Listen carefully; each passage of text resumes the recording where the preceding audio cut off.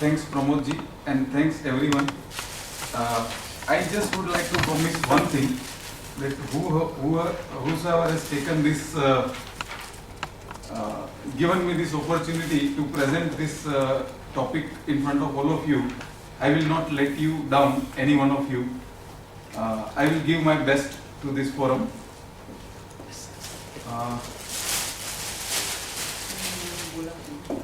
Let us start something.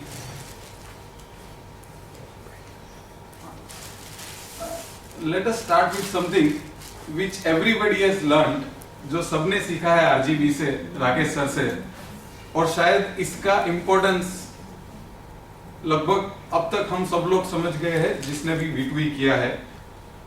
It says like that कि where the focus goes, energy flows and the result follows. अभी इतना simple science है जिससे हम जो चाहे वो हासिल कर सकते हैं, ऐसा हमने सर से समझा और समझने के बाद लगभग अपनी करियर में, अपने लाइफ में हम सब लोगों ने एक्सपीरियंस किया. तो ये चीज मेरे लिए भी एक गेम चेंजर रहा है अब तक. और मेरा ये मानना है कि anything that we do in the business, it has to be looked after by many different people who are connected in the business.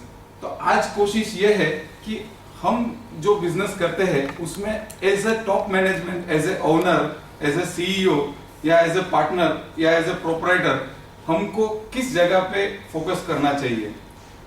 हमको ये कैसे पता चले कि हमको कहाँ पे फोकस करना है, ये जानने के लिए हमको हमारे बिजनेस, जिसके लिए हम ऐसा मानते हैं कि हम सही में बहुत कुछ जानते हैं,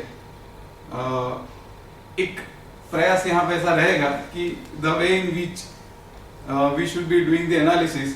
एक बार अगर इसको देखेंगे तो कहीं ना कहीं थोड़ा सा ऐसा एहसास होगा कि भाई जितना भी किया है उसमें थोड़ा और करने के लिए रूम है. तो let us begin with this thought कि where the focus goes, energy flows and result follows. तो बिजनेस में कहाँ फोकस करना है, उसके लिए प्रोबेबली साहब का तो एक ही सेंटेंस रहता है कि anybody who is doing the business, उसका एक ही लक्ष्य होना चाहिए. और कहीं ना कहीं जिसने भी V2E किया है उसको ये कन्विंस हो गया है कि भाई वो फोकस कहाँ होना चाहिए. तो वो फोकस होना चाहिए long term enterprise value creation. साहब बहुत सारे एग्जांपल देते हैं, विप्रो का एग्जांपल देते हैं, टाटा ग्रुप का एग्जांपल देते हैं, रिलायंस का एग्जांपल देते हैं, जिसका एक एक शेयर 1 रुपए का, 10 रुपए का होने के बाद 1000 रुपया या उससे भी ज्यादा 2000, 5000, 10,000 रुपया पर शेयर की जो वैल्यू है. तो ऐसे एंटरप्राइजेस ने जो वैल्यूज क्रिएट किए हैं, तो ऐसे गेम में हमको जाना है. और ऐसा लक्ष्य लेके आज की तारीख में लगभग सब लोग यहाँ पे जो मौजूद है वो बिजनेस को अभी अपने चला रहे हैं. मेरा प्रयास उनको सपोर्ट करने का रहेगा. और मैं ये चाहूंगा कि एक बार के लिए खाली 2 मिनट में हम लोग एक बार रिविजिट कर ले कि क्या हम ये सारी चीजें अपने बिजनेस में करते हैं. Naturally we all work for profitability. Profitability के 2 आयाम है. एक तो अपने बुक्स में जो दिखता है, जो कभी भी लगभग सही नहीं होता है, और एक होता है जो कैश प्रॉफिट है, जो कि हमारी लाइफलाइन है किसी भी बिजनेस की. We definitely always focus on this. Sometimes we miss focusing on risk mitigation factor. We always say that business is a game of risk. जितना रिस्क ज्यादा लेते हैं उतना ही फायदा ज्यादा है, उतनी ही प्रगति ज्यादा है. मेरा कहना थोड़ा सा अलग है उसमें. मैं ऐसा कहता हूं कि हम जानते हैं कि business is a game of risk, but हम ऐसा भी जानते हैं, या तो नहीं जानते हैं तो जान लेना चाहिए कि सारे रिस्क को, किसी भी तरह के रिस्क को कम करने का, कंट्रोल करने का या मिटिगेट करने का, टेक्निकल लैंग्वेज में अगर बोले तो कोई ना कोई तरीका रहता है. किसी भी तरह के रिस्क को हम लोग अपनी तरह तरह की टेक्निक से कंट्रोल कर सकते हैं. और कोई रिस्क अगर कंट्रोल के बाहर का है तो उसके लिए हम लोग प्रमोद जी का सहारा लेते हैं, इंश्योरेंस लेके तरह तरह के, जिसमें general insurance, cash in transit insurance, जो भी जितने भी रिस्क बिजनेस में है लगभग सबके लिए एटलीस्ट इंश्योरेंस कवर तो अवेलेबल है ही. तो आज यहाँ से एक बार आप अपने आप को पूछ लेना कि अपने बिजनेस में जितने तरह के रिस्क है, क्या हमने सबको कवर किया है कि नहीं. एक बार के लिए let us do the analysis, sitting with your own self, half an hour, just go around everything what we are doing as a business, और वहां पे क्या क्या रिस्क को हम लोग आज लेके चल रहे हैं और उसको क्या हमने किसी भी तरह से कंट्रोल करने की या मिटिगेट करने की कोशिश की है, शायद कहीं ना कहीं कुछ हमको लूपहोल मिलेंगे। तीसरा हम बोलते हैं कि जो भी हमसे जुड़ा होता है, जिस तरह से वो बिजनेस में कनेक्टेड है, चाहे वो कस्टमर हो, चाहे वो सप्लायर हो, इन्वेस्टर हो, एम्प्लॉय हो, शेयर होल्डर हो, बैंक हो, फाइनेंशियल इंस्टीट्यूशन हो, जो भी हो, हमारे साथ जो भी जुड़ा है उसको बेस्ट पॉसिबल रिटर्न जो है हमको देना चाहिए। तो यहाँ पे कभी हम लोग फोकस करके कभी देखते हैं कि किसके लिए हम लोग क्या करते हैं, मतलब really going down below our own self कि भाई मुझे जो मिल रहा है क्या, whether I am sharing the enough proportion, because we always understand this thing very very clearly कि हम अगर दूसरे के ग्रोथ के बारे में सोचते हैं तो नेचुरली जो पूरा इकोसिस्टम है जो हमारे साथ हमारे ग्रोथ में जुड़ जाता है, तो फायदा अल्टीमेटली हमको होता है। तो हमारा ये फोकस एरिया होना चाहिए। And last but not the least कि really do we ever focus कि क्या वैल्यू क्रिएशन एक्टिविटी हम लोग कर रहे हैं, क्या ब्रांड क्रिएशन एक्टिविटी कर रहे हैं हम लोग। काफी सारे रिसेंट एग्जांपल भी किसी न किसी फोरम पे हम लोगों ने भी शेयर किए थे। Balaji wafers recent one example of our own Gujarat, 700-800 crore turnover and 3,500 crore net worth valuation. कैसे हुआ ये, we will see in the following slides.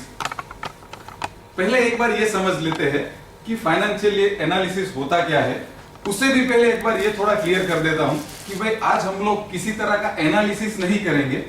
हम लोग कोशिश ये करेंगे कि एनालिसिस करना कैसे चाहिए और एनालिसिस करने के लिए क्या क्या टूल्स अवेलेबल है, और किसी भी एनालिसिस को इफेक्टिव बनाने के लिए एज अ बिजनेस ओनर हमको क्या क्या करना चाहिए, और जितने भी एनालिसिस पॉसिबल है उसमें as a business owner personally मुझे क्या क्या देखना चाहिए। क्योंकि we have only 8 effective working hours, तो ऐसा भी नहीं करना है हमको कि भाई बहुत सारा टाइम हमारा एनालिसिस में चला जाए और डिसीजन की सेंस में हमको कुछ भी ना मिले। तो इस सारी चीजों पे हम लोग कोशिश करके एक कंक्लूजन पर अराइव करने की कोशिश करेंगे कि एज अ बिजनेस ओनर क्या तरीका होना चाहिए, क्या एनालिसिस करना चाहिए, और उस एनालिसिस को तैयारी करने के लिए मेरे ऑर्गेनाइजेशन में मुझे क्या क्या क्रिएट करना चाहिए। क्योंकि this will really give me one major output in my business कि एक एनालिसिस के बाद मुझे समझ में आएगा कि मेरे बिजनेस में सबसे ज्यादा फोकस किस चीज को जरूरी है आज की तारीख में। Late us begin with this कि किसी भी तरह के, अच्छा बिजनेस कुछ भी करे, कितने भी एरियाज हम लोग परफॉर्म करें, कितने भी फंक्शंस परफॉर्म करें, लाखों लोग हजारों लोग बिजनेस में जुड़े, लेकिन आईना सिर्फ एक ही जगह से दिखता है। किसी ने क्या किया, अच्छा किया, बुरा किया, एक ही जगह से हमको दिखता है। And there only sometimes we are not very very comfortable and we are not very very confident. जो एरिया है फाइनेंशियल एरिया, कि जहां से हमको समझ में आता है कि किसी भी डिपार्टमेंट ने, कंपनी के किसी भी फंक्शन ने किस तरह से परफॉर्म किया। तो जब भी किसी भी फाइनेंशियल एनालिसिस को हम लोग परफॉर्म करते हैं तो जनरली ये सारे ऑब्जेक्टिव्स हमारे दिमाग में होते हैं कि किसी भी स्टेटमेंट को, किसी भी इंफॉर्मेशन को हम लोग इंटरप्रेट करते हैं, देखते हैं, समझते हैं। तो उसमें देखने का शायद हमारा उद्देश्य एक ऐसा हो सकता है कि भाई प्रॉफिटेबिलिटी कैसी है, लिक्विडिटी कैसी है, कैश की पोजीशन क्या है आज, बैंक बैलेंस क्या है, सोल्वेंसी, क्या इस तरह का खतरा तो नहीं ऑर्गेनाइजेशन में कि if something goes wrong the organisation becomes insolvent. ये भी एक बहुत मेजर रीजन है lot of people do the financial analysis, particularly जब वो एक्सटर्नल पर्सन होता है लाइक बैंक और लाइक एक्सटर्नल इन्वेस्टर और लाइक प्राइवेट इक्विटी पर्सन, वो इस तरह के एनालिसिस बहुत ज्यादा परफॉर्म करते हैं। देन स्टेबिलिटी, कि किस तरह की ऑपरेशनल स्टेबिलिटी है, किस तरह का ग्रोथ का सस्टेनेबिलिटी रेट है, क्या इस तरह की जो चीजें हैं वो हमको फाइनेंशियल स्टेटमेंट से मिलती है। और सबसे important as a owner of the business in my opinion is the performance that we are analysing.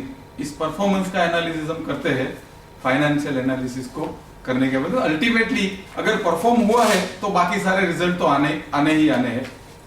Performance के दो पहलू है, एक होता है पास्ट परफॉर्मेंस कि पास्ट में क्या हुआ उसका एनालिसिस, और एक होता है कि फ्यूचर परफॉर्मेंस का प्लानिंग जैसे जैसे थोड़ा आगे जाएंगे प्रेजेंटेशन में, we will really go into depth in this particular subject, because आज का एजेंडा मेरा ये है कि यहाँ से इस चीज को ही मुझे ड्राइव करना है कि कहीं ना कहीं परफॉर्मेंस में जो लेक्यूना होती है, कमी होती है, वही चीज जो है वो अल्टीमेटली जाके बिजनेस को हैम्पर करती है।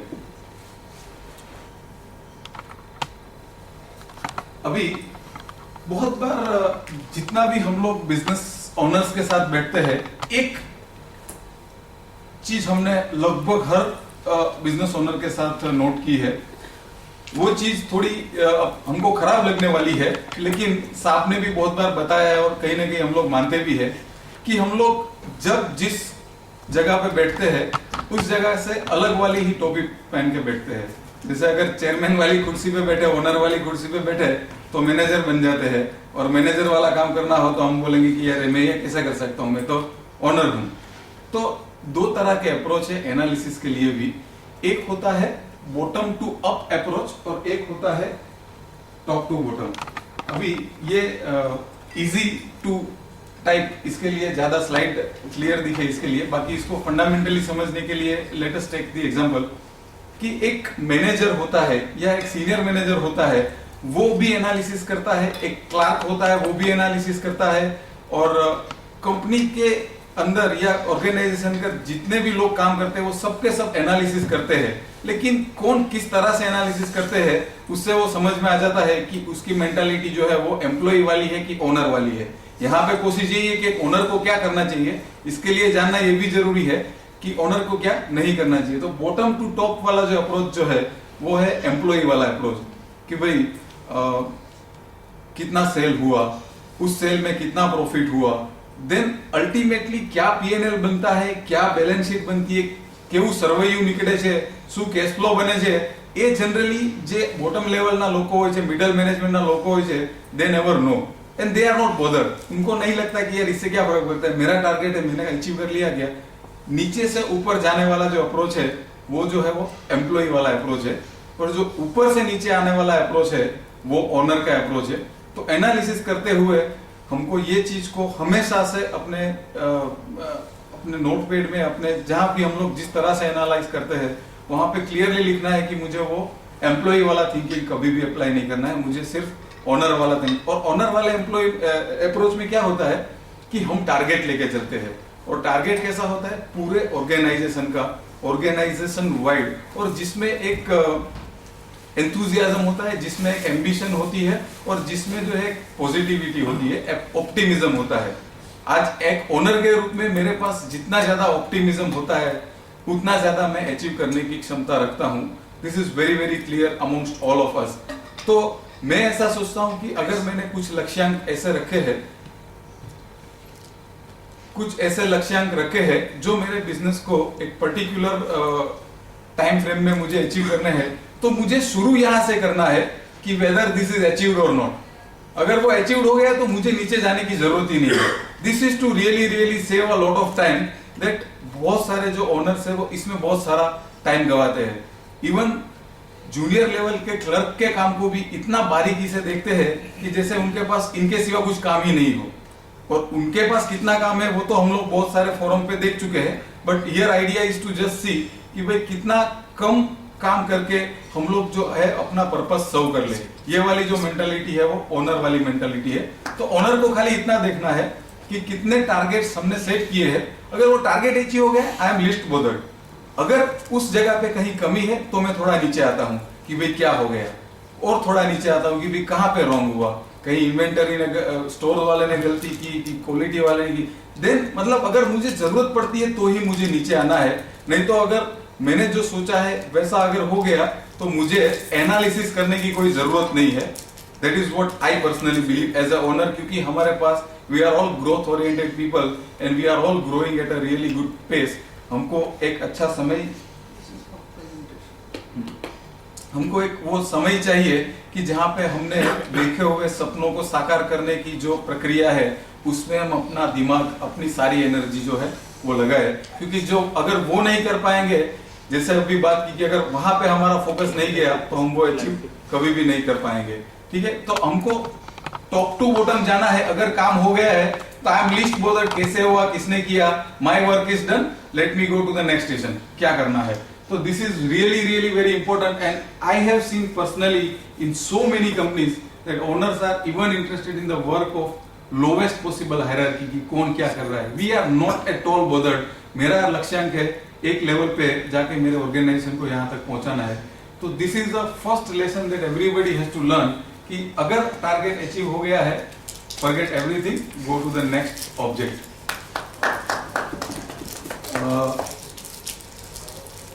अभी एनालिसिस करने की जरूरत पड़ी तो हम लोग बैठते हैं कि भाई चलो टारगेट अचीव नहीं हुआ, तो एनालिसिस करने के लिए there are certain things that are prerequisite कि इतनी सारी चीजों को करने, मतलब ये 2-3 चीजें हैं जिसको ध्यान रखेंगे तो हम लोग अगेन हमारा फोकस डेविएट नहीं होगा और हमारी टीम का और हमारे साथ जुड़े हुए लगभग हर एवरीबडी विल अंडरस्टैंड कि एज ए बिजनेस ओनर हमको क्या चाहिए. तो वो क्या 2-3 फैक्टर है जिसको हमको समझना बहुत जरूरी है. आज जब 31 मार्च खत्म हो जाता है तो 1 तारीख से ओनर का प्रेशर शुरू हो जाता है, अरे यार बैलेंस शीट बनाओ, पीएनएल बनाओ, क्या हुआ क्या नहीं हुआ. तो ये कोई तरीका नहीं होता है बिजनेस के एनालिसिस का. बिजनेस के एनालिसिस में सबसे इंपॉर्टेंट फैक्टर है प्लानिंग. ये प्लानिंग की जब मैं बात करता हूं, प्लानिंग टू मी इज, जैसे V2E में साहब का सबसे पहला सेंटेंस रहता है कि शुरू करने से पहले अंत पता होना चाहिए.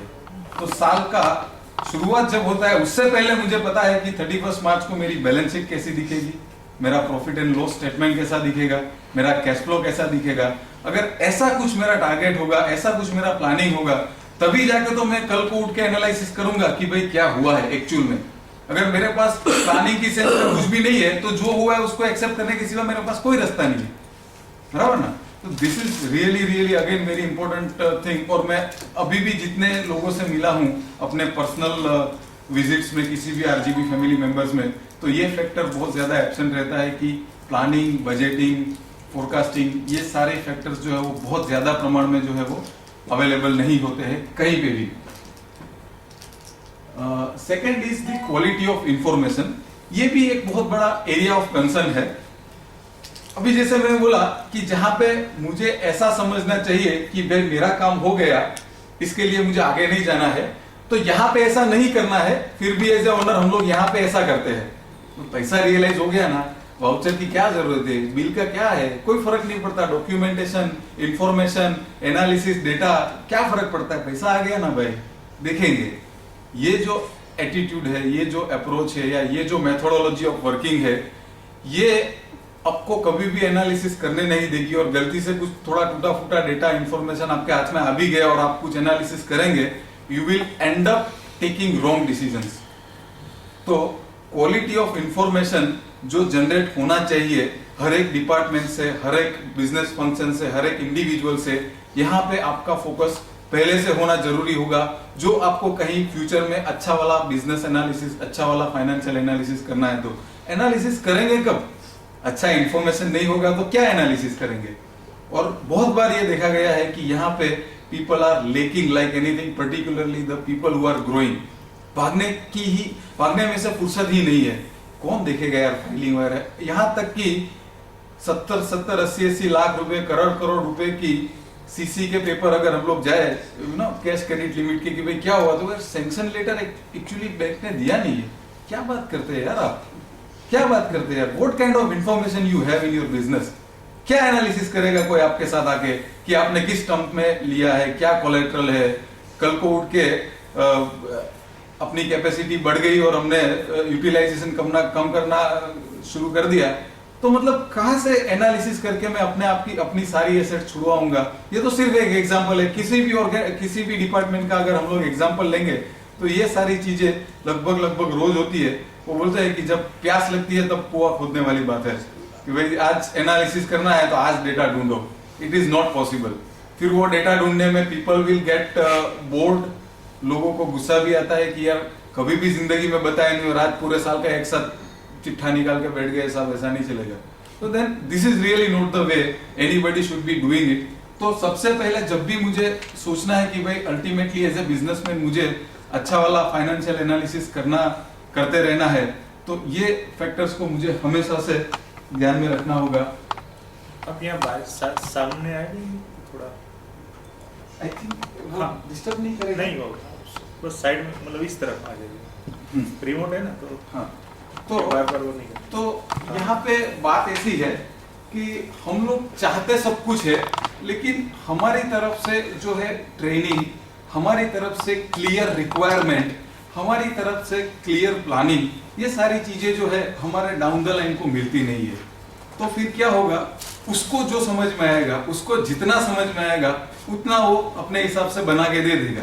And then if you start taking decision on the basis of those reports which are prepared by those people who really don't know what the whole business is all about, कैसे डिसीजन लेंगे हम लोग? We will definitely not take the best of the decisions.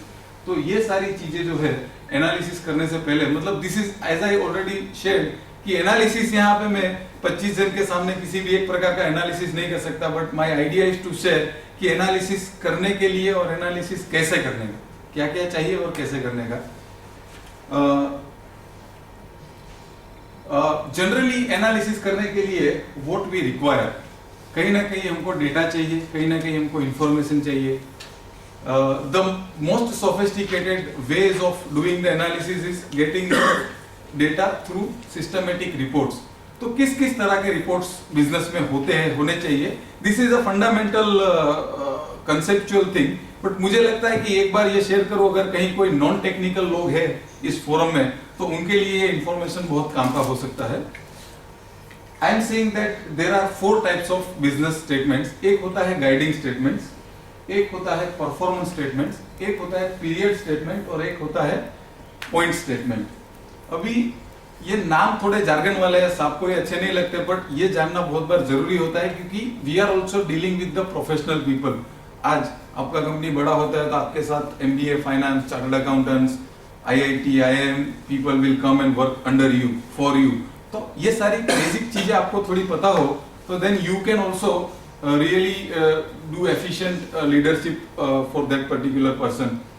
Guiding statement से मेरा मतलब है कि company का जो विजन स्टेटमेंट है, कंपनी के जो 5 साल का जो रोड मैप है, कंपनी का 25 साल के परिप्रेक्ष्य में कंपनी को कहाँ पहुंचना है, और उसके साथ इस 12 महीने में बजटरी करके कि भाई हर महीने, हर दिन, हर वीक मुझे क्या क्या अचीव करना है। This is what is the prime requirement. इसके पहले अगर मैं इसकी एब्सेंस में अगर मैं एनालिसिस करना शुरू कर दूंगा, तो जैसा हमने पहला डिस्कस किया कि क्या एनालिसिस करूंगा, किसके सामने एनालिसिस करूंगा, कंपेयर किससे करूंगा। अगर 5 से ही कंपेयर करना होगा, तो 5 से तो मतलब 2-4-6 महीने में तो पूरी दुनिया बदल जाती है, बिजनेस के सारे फंडामेंटल बदल जाते हैं। तो जैसे ही साल शुरू होता है, उससे पहले हमारे पास गाइडिंग स्टेटमेंट्स होने चाहिए, और उस गाइडिंग स्टेटमेंट्स के बेस पे हम लोग बहुत सारा एनालिसिस कर सकते हैं। दूसरा मैं बोलता हूँ परफॉर्मेंस मेजरमेंट के लिए जो कुछ स्टेटमेंट होते हैं, जिसको हम लोग ज्यादातर MIS के रूप में जानते हैं, management information system. This is particularly needed at all the owners level, कि भाई क्या क्या तरह का ऐसा डेटा है, चाहे वो कोई प्रोफेशनल हो, चाहे कोई ट्रेडर हो, चाहे कोई मैन्युफैक्चरर हो, चाहे कोई बहुत बड़ी इंडस्ट्रियलिस्ट या 10 industry like Jignesh sir 5 companies at a time चलाते हैं। अभी एक बार हमको ये सोचना वाजिब लगता है कि somebody like रतन टाटा और साइरस मिस्त्री ये ग्रुप का फाइनेंशियल एनालिसिस 100% करते होंगे एज ए ओनर, तो क्या करते होंगे वो लोग? उनके पास जो डेटा जाता है थ्रू मैनेजमेंट इंफॉर्मेशन सिस्टम, वो डेटा इतना क्लियर होता है, वो डेटा इतना ऑब्जेक्टिव होता है कि जिसके ऊपर आंख बंद करके बिलीव करके डिसीजन ले सकते हैं। इस तरह का डेटा जब जाता है, तो बिलीव मी 10, 12, 15 कंपनी अगर एक साथ आप चलाते हो, तो भी अगर ये वाला जो आर्ट है ये हम लोग अगर सीख जाते हैं, then we don't have to do anything, and at the same time हमको ये भी समझ में आएगा कि अपने हर एक बिजनेस में, हर एक एरिया में, हर एक फंक्शन में, हर एक बंदा क्या कर रहा है। तो ये एक होता है performance statement, which is very very essential for anybody to understand और डिजाइन, जिसके बेस पे पीरियोडिकली, कभी महीने में, कभी 3 महीने में, 6 महीने में, साल भर में बहुत सारा एनालिसिस हम लोग करेंगे। तीसरा होता है period statement. Period statement is nothing but profit and loss statement या तो कैश फ्लो स्टेटमेंट, कि जिसमें हम लोग ये देखते हैं कि एक पर्टिकुलर पीरियड, जिसमें बिजनेस में जनरली 12 महीने होते हैं, एक साल होता है, तो एक साल में हमने क्या परफॉर्म किया उसको देखने के लिए जो स्टेटमेंट है, जिसका नाम थोड़ा बदला है अभी सरकार ने इंटरनेशनल लॉस के साथ मैप करने के लिए, आजकल उसको statement of profit and loss बोलते हैं। पहले के जमाने में प्रॉफिट एंड लॉस स्टेटमेंट बोलते थे।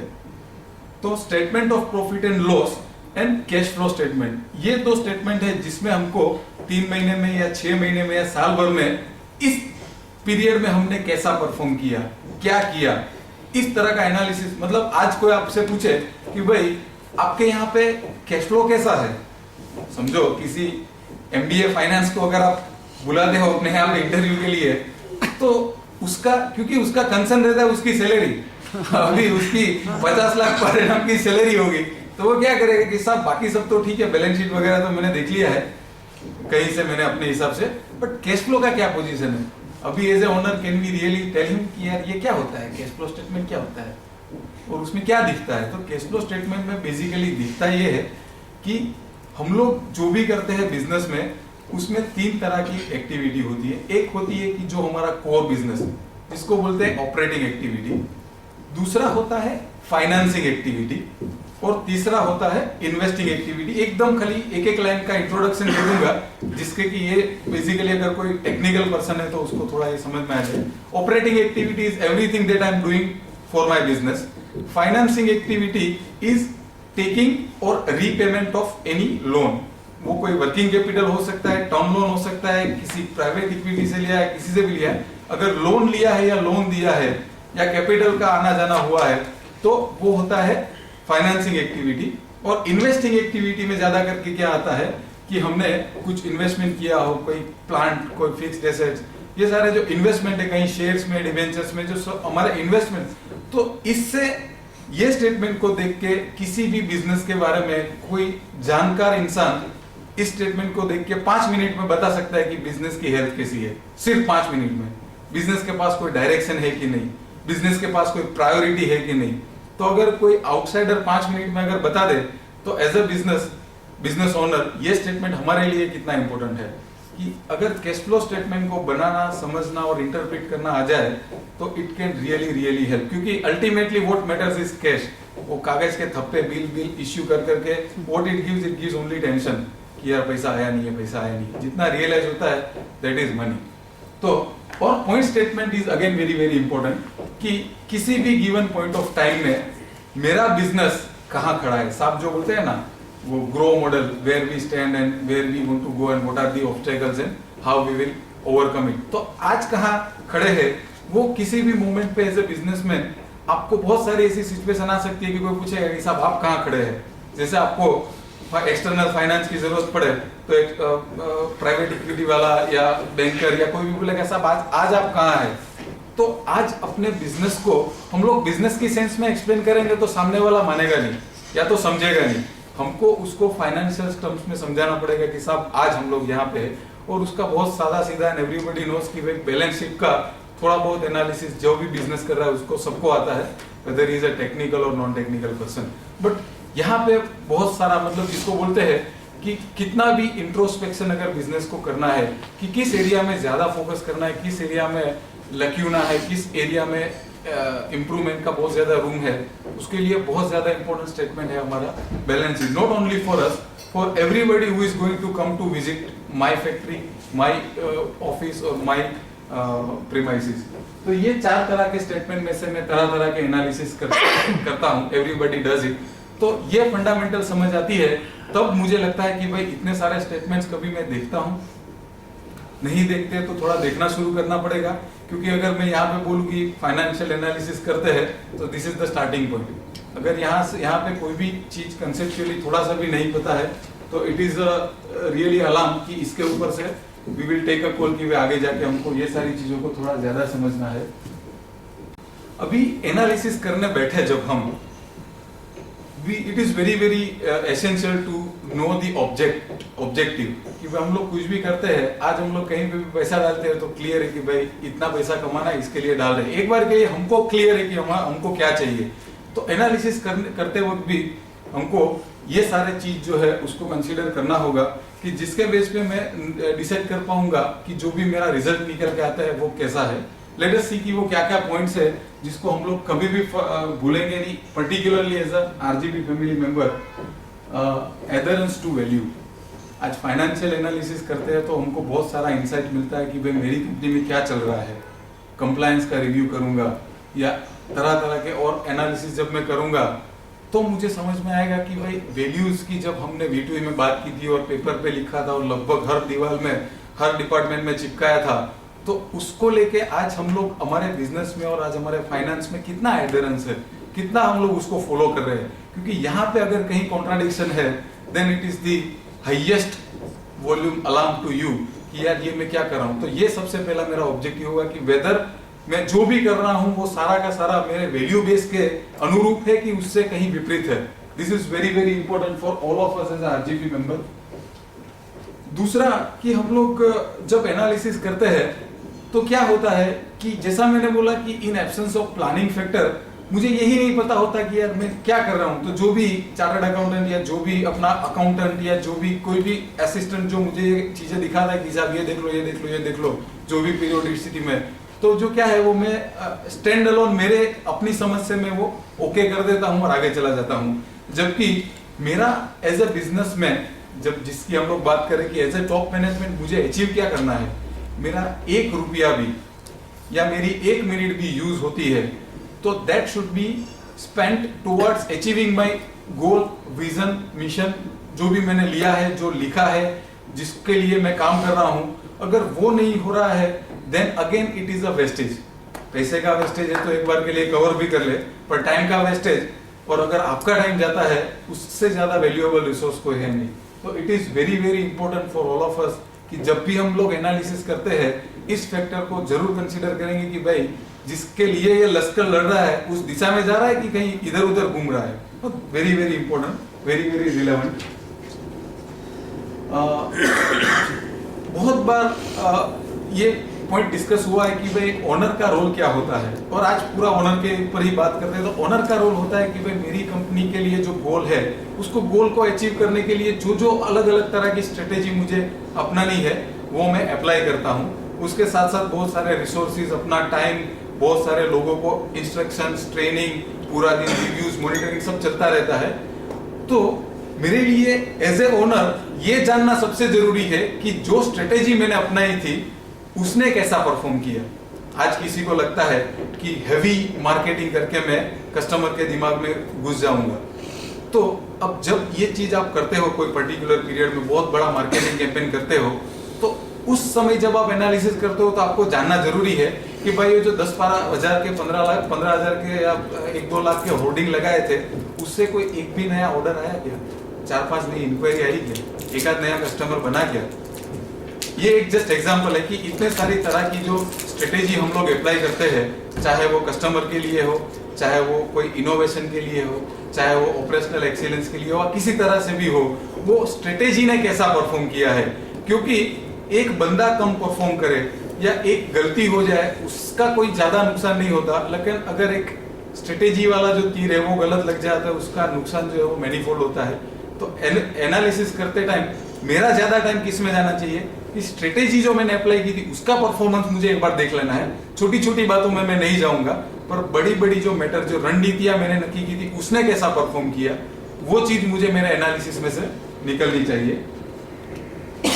Again this is nothing but ABC analysis, जो बोलते हैं कि जो सबसे ज्यादा इंपॉर्टेंट है उसको देखूंगा, जो कम इंपॉर्टेंट है उसको मैं डेलीगेट कर दूंगा। नहीं देखूंगा ऐसा नहीं, अगर बहुत बड़ा गैप है परफॉर्मेंस में और एक्सपेक्टेशन में तो जरूर जाऊंगा मैं डेप्थ में, पर मैं नीचे से शुरू नहीं करूंगा। मैं टॉप में अगर जो सबसे ज्यादा प्रायोरिटी है उसको ही सबसे ज्यादा इंपॉर्टेंस दूंगा मेरे लेवल पे। एज ए ओनर मैं इतना ही देखूंगा। अभी थोड़ा देखते हैं कि भाई इतना सारा एनालिसिस करने के लिए, अब इतना सारा जो एनालिसिस करने के लिए हमारे पास कुछ न कुछ टूल्स तो होने चाहिए। और आई एम वेरी सॉरी, इसमें का कोई भी जो टूल है वो बहुत इजी नहीं है, तो यहाँ पे थोड़ा पेन लेना पड़ेगा। एज ए बिजनेस ओनर ये चीज हम लोग डेलीगेट भी नहीं कर सकते और ये हमको ही करना होता है।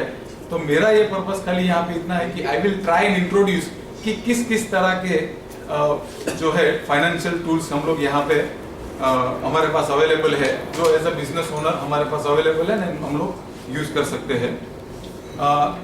एक बार मेरे लास्ट सेशन से एक्सपीरियंस से मैं अभी एक कोशिश ये करता हूँ कि भाई मेरी पेस जो है वो कहीं ना कहीं I am able to correlate ना सब लोगों के साथ, बहुत बढ़िया है। और प्रोबेबली जितना भी अभी तक डिस्कस हो रहा है कहीं ना कहीं थोड़ा डाइजेस्ट भी हो रहा है ना एवरीबॉडी, बिकॉज एक लर्निंग था मेरे लिए वो प्रीवियस सेशन का कि भाई बहुत सारी अच्छी अच्छी चीजें थी लेकिन स्पीड थोड़ा ज्यादा था, लैंग्वेज इंग्लिश में रखा था, तो कॉन्शियसली मैंने कोशिश की है कि थोड़ा कम लेके जाएंगे लेकिन सारा का सारा लेके जाएंगे जो यहाँ पे डिस्कस हुआ है। तो आई एम रियली होपफुल कि वी आर ऑल फॉलोइंग आप एग्जांपल के साथ समझा रहे हो, काफी समझ में आ रहा है, नॉट टेक्निकल। बहुत अच्छा। Really that is my purpose कि एक बार के लिए we are able to take something out of this session. और लाइन में ताली बजानी पड़े ऐसा है, मगर टाइम जा रहा है इसलिए। Thank you very much. एक एकदम ट्रेडिशनल तरीका है एनालिसिस करने का। हम लोग क्या करते हैं, और ये सही में बहुत गलत कर रहे हैं हम लोग, मतलब इट इज माई, मेरा स्ट्रेट अवे ऑब्जेक्शन है, करना है तो करो। वो जो स्टेट्यूटरी रिक्वायरमेंट है इसके लिए हम लोग करते हैं कि भाई पिछले साल मार्च महीने में क्या किया था, पिछले साल इस क्वार्टर में क्या किया था, पिछले पूरे साल में क्या किया था और इस पूरे साल में, ये कोई कंपैरिजन का बेस इसके लिए नहीं है कि कितने सारे अनसर्टेन फैक्टर्स अभी आ गए हैं। अभी पिछले साल यूरो का 53 रुपीज था, इस साल यूरो का 70 रुपीज है। अगर आपका एक्सपोर्ट या इंपोर्ट रहा तो रिसीवेबल पेएबल की तो हालत ही मतलब टोटली अलग होगी, बराबर है।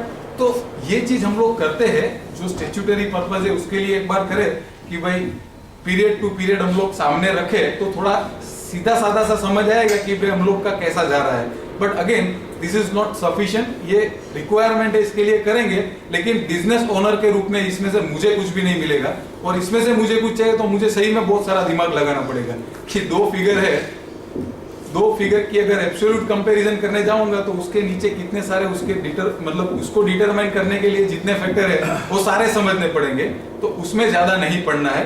लेट अस गो फॉरवर्ड की और क्या अवेलेबल है हमारे पास। Trend analysis. भी ट्रेंड एनालिसिस वो क्या है कि कंपैरेटिव एनालिसिस का थोड़ा सा एक्सटेंशन का स्वरूप है। कंपैरेटिव एनालिसिस में हम लोग ज्यादा से ज्यादा दो पीरियड रखते हैं, एक साल के साथ दूसरा साल, एक क्वार्टर के साथ दूसरा क्वार्टर, एक 6 महीने के साथ दूसरा 6 महीना। यहाँ पे क्या होता है कि कहीं ना कहीं 5-7 साल या 10 साल का एक ट्रेंड हम लोग देते हैं कि भाई पिछले 10 साल में टर्नओवर का ट्रेंड क्या है, प्रॉफिट का ट्रेंड क्या है, कैपिटल एक्सपेंडिचर कितना किया है। तो ट्रेंड एनालिसिस कहीं ना कहीं मुझे एज ए ओनर जानने की जरूरत नहीं पड़ेगी क्योंकि ये किया हुआ सारा मेरा है।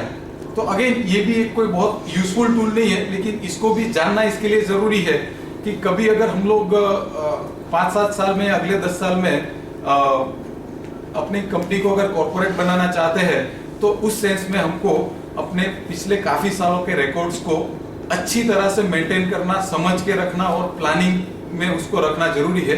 But I think it is a far too objective, इतना दूर शायद इस मोमेंट में नहीं जाते हैं। Again I would like to say कि एज ए ओनर बहुत सारी चीज हमारे पास नहीं, क्योंकि हमारा ही 10 साल का सर्वे अगर हमारे सामने आएगा तो क्या उसमें देखना है, सारा देखा हुआ ही है, क्या नया हो सकता है।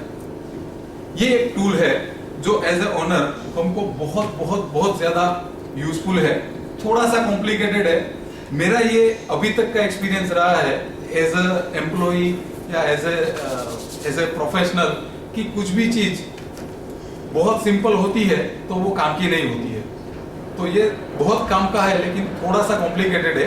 रेशियो एनालिसिस इज व्हाट, बहुत सिंपल भाषा में बोले तो किसी एक चीज का किसी दूसरी चीज के साथ जो रिलेशन है उसको रेशियो बोलते हैं। जैसे हम लोग एक सीधा साधा सा एग्जांपल ले तो करंट एसेट कि जो हमारे रोजिंदा जीवन में, हमारे जो बिजनेस में जो है वो रिसीवेबल क्या है, इन्वेंटरी क्या है, बैंक में क्या पैसा पड़ा है, कैश जो है, this are all current assets. और उसके सामने करंट लायबिलिटी हमारा पेएबल क्या है, ड्यूटीज क्या चुकानी है, सैलरी पेएबल क्या है। तो करंट एसेट से करंट लायबिलिटी का जो रिलेशन है उसको करंट रेशियो बोलते हैं। तो इस तरह के लगभग 115 रेशियोज है जिसके ऊपर एक्टिवली काम करना होता है एक ऑर्गेनाइजेशन को। उसमें से देयर आर 10 to 15 रेशियोज कि जिसमें एज ए ओनर हमको ध्यान देना चाहिए तो वो मैं शेयर करूंगा। But then this is really really very important tool. और ये आएगा कहां से? अगले जो 4 स्टेटमेंट हमने जो बात की कि हमारा जो गाइडिंग स्टेटमेंट है, जैसे हमारा बजट वगैरह है, उससे वेरिएंस एनालिसिस निकलेगा। फिर हमारा जो बैलेंस शीट है, पीएनएल है, कैश फ्लो है, या बहुत सारे तरह की एमआईएस, मैनेजमेंट इंफॉर्मेशन सिस्टम जिसको बोलते हैं, वहां से हमको ये सारे रेशियोज जो है उसके लिए इंफॉर्मेशन और डेटा मिलेगा, जिसको अलग अलग फॉर्मूला के साथ अगर अप्लाई करते हैं, I will try and explain जितना हो सकता है। बट एज ए ओनर कितने रेशियोज इंपॉर्टेंट है हमारे लिए जानना, वो मैं आपके साथ थोड़ा सा डिटेल में शेयर करूंगा। अगली कुछ simple in a way because all the data are readily available, 100% सब अपने पास होता है। खाली वही है रेशियो एनालिसिस की खासियत ये है कि आप अगर किसी 12th पास बंदे को बोलो कि ये सारे रेशियो निकाल के मुझे दे दे, तो हार्डली आधा घंटा लगेगा उसको, अगर आपने उसको रिक्वायर्ड स्टेटमेंट दे दिए तो। पर इसकी खासियत जो है वो इंटरप्रिटेशन में है कि भाई ये फिगर बताना क्या चाहते हैं। तो मेरे बिजनेस के लिए ये फिगर इसके लिए इंपॉर्टेंट है कि इससे एज अ ओनर मुझे बहुत सारी इंफॉर्मेशन मिलेगी, मुझे डिसीजन मेकिंग के लिए हेल्प मिलेगी कि क्या एरिया अच्छे है, क्या एरिया वीक है, जिसके ऊपर मुझे काम करना है। आई विल मेक श्योर कि यहाँ पे हम लोग बहुत सिंपल तरीके से अंडरस्टैंड करने की कोशिश करेंगे। एक होता है बेंचमार्किंग, ये भी एज ए ओनर आपका टारगेट होना चाहिए। I request all of you कि ये तो हमको लिखना ही है, क्योंकि राकेश सर का जो सपना है कि आरजीबी फैमिली मेंबर कंपनी जो भी है वो अपने इंडस्ट्री में ग्लोबल लीडर बने, तो हमको ये करने की जो अगर हमारे कोई भी हमको शुरुआत है, सबसे पहला स्टेप अगर चाहिए हमको, तो हमको ये देखना है कि आज की तारीख में लीडर कौन है। एज ए ओनर मुझे ये नहीं देखना है कि यार कहाँ क्या हो गया, उसके लिए मुझे कॉन्फिडेंस होना चाहिए, अच्छी डेलीगेशन करके मेरे लोग ये काम कर रहे हैं। एज ए ओनर मेरा विजन, मेरा फोकस वहां जाना चाहिए कि आज टूर के बिजनेस में Cox and Kings, Thomas Cook, they are the king, वो क्या करते हैं उसके ऊपर जाना है। अगर संदीप भाई ऐसा सोचेंगे तभी उसका ऑर्गेनाइजेशन उस दिशा में काम करेगा। तो एज ए ओनर मुझे देखना है कि आज की तारीख में कोई मेरी इंडस्ट्री में टॉप मोस्ट प्लेयर क्या कर रहा है, कितना अच्छा कर रहा है, और उसके हिसाब से उससे लेसन लेके मैं अपने बिजनेस में क्या क्या अच्छा कर सकता हूँ। ये एक बहुत ही अच्छा टूल है और ये सिर्फ और सिर्फ ओनर के लिए है, ये और किसी के लिए, किसी को और को इंटरेस्ट नहीं होगा इस तरह की चीज को हमारे ऑर्गेनाइजेशन में अप्लाई करने की, क्योंकि एवरीबडी एम्प्लॉई उसका एक लिमिटेशन होता है अपने बिजनेस और ग्रोथ के बारे में सोचने का।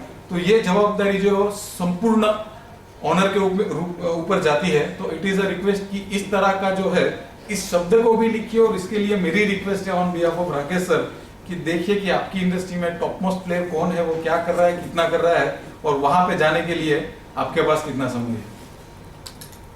ये एक थोड़ा नया वर्ड है, आई एम श्योर कि अगर कोई कॉमर्शियल बैकग्राउंड से भी होगा तो उसको भी शायद ये नाम सुना सुना सा लगेगा, लेकिन इसका जो इम्पोर्टेंस है वो आज हम लोग मैक्सिमम सेशन जो है वो इसमें जाने वाला है, जिसको बोलते हैं बैलेंस स्कोर कार्ड। अभी जैसे मैं ये सारी बातें डिस्कस कर रहा तो मैंने बोला कि कंपैरेटिव एनालिसिस के लिए क्या है कि बहुत सारे फैक्टर है कि दो कंपैरिजन करेंगे तो वो कभी भी मतलब जस्टिफाइबल नहीं होगा।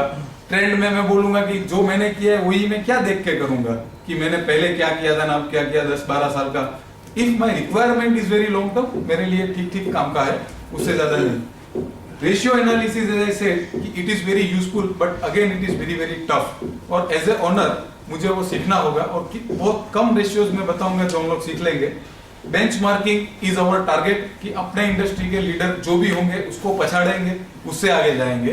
तो ये भी एक बहुत अच्छा फाइनेंशियल टूल है। इसका मैकेनिज्म ऐसा होता है कि भाई उनका वर्किंग कैपिटल यूटिलाइजेशन का पैटर्न क्या है, उनके पास टेक्नोलॉजी कौन सी है, उनका सेल्स फोर्स कैसे काम करता है, उनका प्रमोशन का तरीका क्या है, उनके प्रोडक्ट इनोवेशन की फ्रीक्वेंसी क्या है। ये जो सारी चीजें हैं वो बेंचमार्किंग के लिए बहुत सारे मतलब अलग अलग बिजनेस के लिए अलग अलग क्राइटेरिया जो है हमको वो समझने हैं। बट देन ये प्योर ओनर का काम है, जिसके लिए आपकी बिजनेस की समझ आपको बहुत काम आएगी। बहुत सारा फाइनेंशियल बैकग्राउंड आपका होना बहुत ज्यादा जरूरी नहीं है। Let us see a little in depth कि भाई कंपैरेटिव एनालिसिस में या trend analysis which is almost same, एक में 2 साल होते हैं, एक में 2 से ज्यादा होते हैं। क्या होता है, एक बहुत ट्रेडिशनल तरीका है ये देखने का जो सालों से देखते आ रहे थे, और ये तब सही था जब इकोनॉमी ओपन नहीं थी और इस तरह के फ्लक्चुएशन नहीं थे, इन्फ्लेशन के रेट बहुत कम हुआ करते थे। उस जमाने में 5 साल के एक साथ देखते ना तो भी एक कंपैरिजन अच्छा बनता था, बट आज की तारीख में everything is fluctuating, everything is contingent, तो ये अभी इतना रिलेवेंट नहीं है। इसमें पूरे फाइनेंशियल स्टेटमेंट जो है, बैलेंस शीट, पीएनएल, सब पीरियड टू पीरियड बाजू बाजू में रखते हैं और देखते हैं, और इसमें से जो मतलब पिछले साल से इस बार क्या किया, ऊपर गए कि नीचे आए, which is again not very, but then I just thought कि मैं शेयर करता हूँ कि इसमें होता क्या है। थोड़ा आगे जाते हैं, बेंचमार्किंग में क्या होता है, वी ऑलरेडी हैव डिस्कस्ड कि क्या करना चाहिए, कि क्या क्या तरह की प्रोसेसेस हमारे इंडस्ट्री के लीडर जो है उनके पास है। आज ऐसा भी हो सकता है, दिस इज अगेन एनलाइटनिंग, कि दो बिजनेस जो है वो लगभग सेम प्रोडक्ट या सेम सर्विस देते हैं, लेकिन इंडस्ट्री के लीडर जो है उसका वैल्यू डिलीवरी में देयर आर ओनली 5 प्रोसेसेस, 5 प्रक्रिया से वो कस्टमर को डिलाइट करने तक की जो है प्रोसेस को खत्म कर देता है। जबकि कुछ ऐसे लोग होते हैं, मतलब उसी बिजनेस में जो उन इंडस्ट्री में कहीं 100, 200, 500 के नंबर में आते हैं, वो लोग क्या करते हैं, वो काम इनसे भी ज्यादा करते हैं, बहुत सारा काम करते हैं। उनके यहाँ पे 40 प्रोसेस होंगी, एक एक एक करके, इतनी सारी रिक्वायरमेंट, इतने सारे formality, but then value delivery में अल्टीमेटली तो क्या है, कस्टमर को सर्विस या प्रोडक्ट ही जाने वाला है, तो अपना सबसे ज्यादा समय जा रहा है, रिसोर्स जा रहा है। तो this is really really very important for everybody to understand कि किसी भी इंडस्ट्री लीडर का वैल्यू डिलीवरी प्रोसेस क्या है, और वो कितने कम समय में और कितने कम रिसोर्सेस में वो डिलाइट वाला वैल्यू क्रिएट करता है। ये थोड़ा समझने वाली बात है, अगर नहीं समझ में आते हैं तो कोई एक आध और एग्जांपल लेते हैं।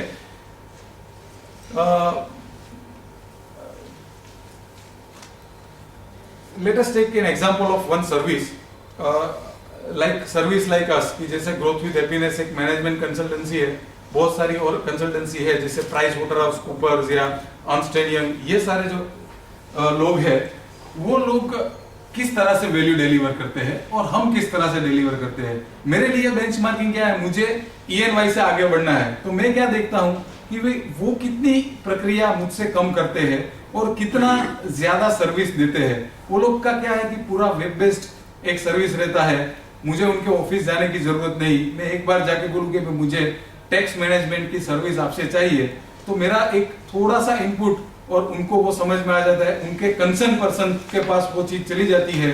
और आज अगर मैंने इंफॉर्मेशन अपडेट किया है तो मैं लंच लूं उससे पहले तो मुझे कॉल आ जाएगा कि साहब आज शाम को मिलने आ रहे हैं, can we come. This is the value delivery process at the peak. जबकि हम शायद उस जगह पे आज नहीं है, but definitely in the times to come we want to achieve this. तो हमको टारगेट रखना है कि हमारा इंडस्ट्री लीडर्स है वो टेक्नोलॉजी का कितना यूज कर रहा है, क्या क्या कितनी चीजें वो कर पा रहा है, और उसमें हम हमारी चीजों की कंपैरिजन करें। कहीं हम बहुत सारा रिसोर्सेज, बहुत सारा टाइम बिगाड़ तो नहीं रहे, बहुत सारा वेस्टेज तो हम लोग को नहीं मिल रहा है। This is very very important for all of us to understand, और इसी को हम लोग बेंचमार्किंग बोलते हैं। Let us go somewhat forward.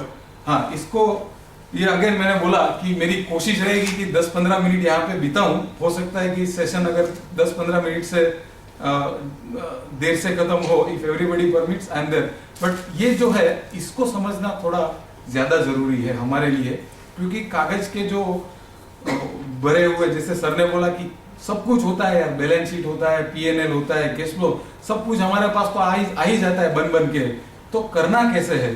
तो ये कुछ क्राइटेरिया जो आगे हमने देखे कि भाई किस किस तरह के एनालिसिस हमको करने चाहिए।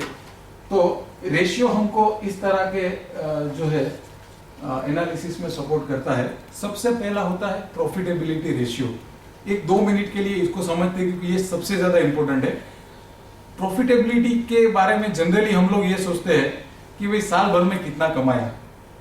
ये बेंचमार्क जिंदगी में कभी भी नहीं होना चाहिए। ये बेंचमार्क जब होता है तब हम लोग हमारी क्षमता को ऑप्टिमम यूज नहीं करते हैं, और ऐसा नहीं होने की वजह से जो टारगेट सेट किए होते हैं वो हमारे अचीव नहीं होते। तो हमको क्या करना है, इसके प्रॉफिटेबिलिटी के रेशियो में जो बहुत सारे रेशियो है जिसको बहुत बार डिस्कस कर चुके हैं, इसके लिए खाली ओरली थोड़ा सा बता रहा हूं कि percentage of profit, percentage to my capital employed, percentage profit का परसेंटेज। आज मैंने 10 लाख का मशीन डाला है और उस मशीन का यूज करके मैं कुछ सर्विस दे रहा हूं और मुझे खाली 10,000 का सेल मेरा जा रहा है, तो क्या प्रॉफिट मैं उससे कमा रहा हूं? तो profit in terms of my investment, profit in terms of my equity, profit in terms of, अभी बहुत बार एकदम बहुत सीधा सा एग्जांपल लेंगे तो थोड़ा ज्यादा समझ में आ गया फंडा। अगर मैं बैंक से एक टर्म लोन लेता हूं और टर्म लोन मुझे कहीं ना कहीं 10.5-11% में मिलती है और उस टर्म लोन का यूज करके मैं बिजनेस करता हूं और नेट प्रॉफिट आफ्टर टैक्स अगर मैं निकालता हूं और वो 11% या उससे कम होगा, मुझे वो लोन लेके वो धंधा करना चाहिए। मेरे हिसाब से वो चीज अगर बहुत लॉन्ग टर्म है और आगे जाके ये इक्वेशन बदलने वाला होगा तभी ये बिजनेस करना चाहिए, नहीं तो एक न्यूट्रल एक वाइस पर्सन क्या बोलेगा कि भाई यार 11% से ऊपर का मार्जिन नहीं है तो ये लोन लेके ये एक्सपेंशन करने का कोई फायदा नहीं है। तो ये कैसे समझ में आएगा? ये जो जितना डेट है, मतलब जितनी लोन जिसको हम लोग डेट बोलते हैं टेक्निकली, डेट के सामने मेरा प्रॉफिट का क्या रेशियो है, ऐसा कुछ रेशियो हम लोग समझेंगे तो मुझे समझ में आएगा कि भाई मेरी लायबिलिटी के सामने मैं कमा तो इतना ही रहा हूं, तो और लायबिलिटी करूंगा तो क्या होगा। एक और छोटा सा एग्जांपल लेते हैं जो शायद बहुत ज्यादा रिलेवेंट है for a growing company. Growing company के पास क्या दुविधा होती है सब ओनर्स के पास कि आज 1 साल खत्म हुआ और कहीं किसी ने 1-8 करोड़ रुपया कमाया, कोई बोलता है कि मेरा इस साल 50 लाख रुपया हुआ, कोई 2-5 करोड़ कमाता है डिपेंडिंग अपॉन दी जितना लाइफ स्पैन ऑर्गेनाइजेशन ने किया है पास। इस जंक्चर पे एक डिसीजन लेना होता है जो एक ओनर ही ले सकता है। तो ये डिसीजन लेने के लिए ओनर के पास ये क्षमता होनी चाहिए ये वाला एनालिसिस करने की। इसके लिए ये शेयर कर रहा हूं कि आज 50 लाख रुपया मेरे बिजनेस में आया, मैंने कमाया इस साल में काम करके। अभी क्योंकि मैं ग्रोइंग कंपनी हूं तो मुझे इन्वेस्ट करना है, मुझे कुछ मशीनरी लानी है या कुछ और एक्सपेंशन करना है या 2 नई और ऑफिस बनानी है या 4 नए और लोगों को लेना है। तो मेरे लिए जो ये क्या हो गया कि मैं जो पैसा कमाया वो मैं बिजनेस में वापस डाल रहा हूं। और एक ऑप्शन ऐसा है कि मैं ये उठा के अपने घर पे लेके जाऊं या तो कहीं किसी और जगह पे मैं इसका यूज करूं। ये डिसीजन कैसे ले कि भाई वापस डालूं कि कहीं बाहर निकाल लूं।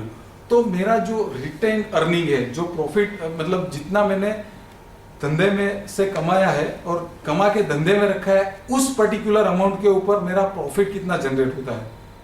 एक बहुत सीधा सा इक्वेशन है कि 1 करोड़ रुपया मैं बाहर निकालने के बजाय वापस डालता हूं और मुझे कहीं जाके 7% रिटर्न मिलता है अगले साल में उस करोड़ रुपए के ऊपर, तो कितना वायबल है वो।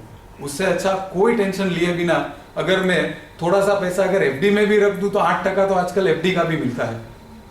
कोई अच्छी कंपनी की डिपॉजिट रखी तो 10 से 11% मिलता है।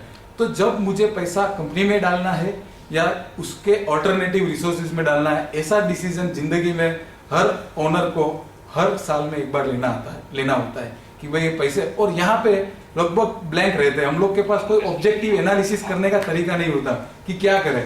तो ये साइंटिफिक मेथड होती है कि डालने से मैं निकालने के लिए मुझे कितने परसेंटेज मेरे वापस निकलेंगे। बहुत सिंपल बनिया वाला हिसाब है, लेकिन यही करना चाहिए कि भाई एक बिजनेस में मैं डालते ही जा रहा हूँ, प्रॉफिटेबिलिटी के मार्जिन कम ही होते जा रहे हैं।